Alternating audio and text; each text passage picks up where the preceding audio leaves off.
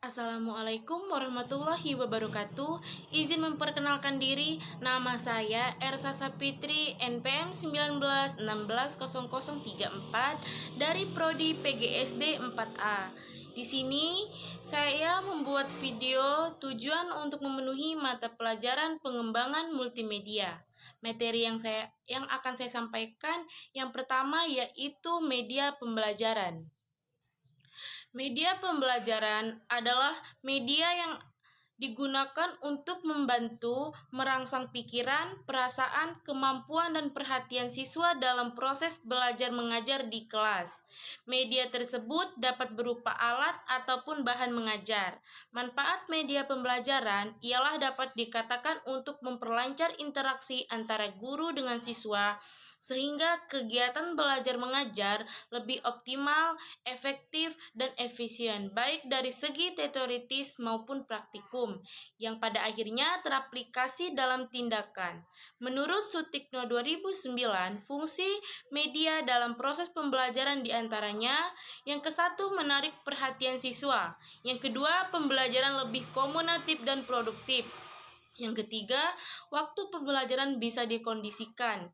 Yang keempat, meningkatkan motivasi siswa dalam pembelajaran sesuatu atau menimbulkan gairah belajar. 5. Meningkatkan kadar keaktifan atau keterlibatan siswa dalam kegiatan pembelajaran dan lain-lain. Ada beberapa jenis media pengajaran yang biasa digunakan dalam proses pengajaran. Pertama, media grafis seperti gambar, foto, grafis, bagan, atau diagram, poster, dan lain-lain. Media grafis sering disebut media dua dimensi, yaitu media yang mempunyai ukuran panjang dan lebar. Kedua, media tiga dimensi, yaitu dalam bentuk model seperti model padat, model penampang, model susun, model kerja, diorama, dan lain-lain. Ketiga, media proyeksi seperti slide, film, menggunakan OHDP, dan lain-lain. Keempat, penggunaan lingkungan sebagai media pengajaran. Media sangat berperan dalam komunikasi dan pendidikan. Dalam komunikasi, media dapat berperan sebagai sumber informasi. Informasi itu sendiri dan penerima informasi.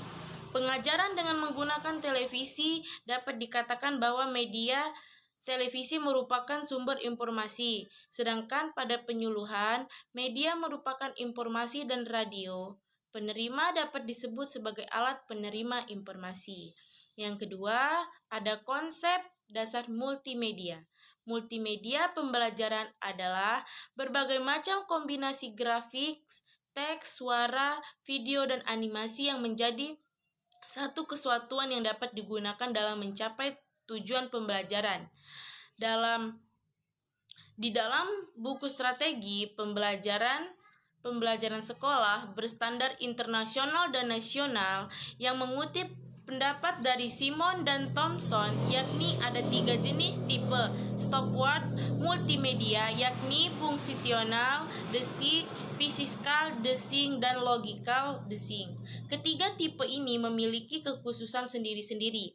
Kelebihan multimedia ialah multimedia bersifat interaktif dan fleksibel dan memberikan umpan balik pada siswa dan kemudahan mengontrol. Sedangkan kelemahan multimedia ialah hanya dapat berfungsi sesuai yang telah diprogramkan. Memerlukan peralatan multimedia yang cukup mahal. Memerlukan peralatan minimal prosesor, memori, kartu grafis, dan monitor. Membutuhkan keahlian mengembangkannya, memerlukan tim profesional. Membutuhkan waktu yang cukup lama dalam perencanaan dan produksinya. Dan yang ketiga, cara pengembangan multimedia. Bentuk-bentuk pengembangan multimedia terdiri dari teks, grafik, video, audio, animasi. Masing-masing bentuk tersebut mempunyai kelebihan dan kelemahan tersendiri. Bentuk-bentuk pengembangan multimedia tersebut digunakan sesuai dengan kebutuhan yang diperlukan. Teks mempunyai peranan penting dalam komunikasi dan aplikasi. Multimedia karena dapat teks, informasi, atau materi pembelajaran yang ingin disampaikan, mungkin terjadi salah interpretasi grafik. Memainkan peranan penting dalam multimedianya, diantaranya digunakan untuk menerangkan suatu konsep yang tidak dapat atau sulit diterangkan oleh teks. Video merupakan cara yang menarik untuk menyalurkan informasi kepada pengguna video.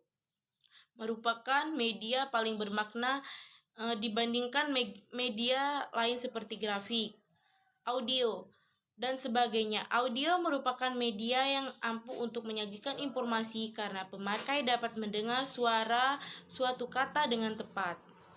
Selanjutnya ada animasi. Animasi adalah daya tarik utama di dalam program multimedia interaktif.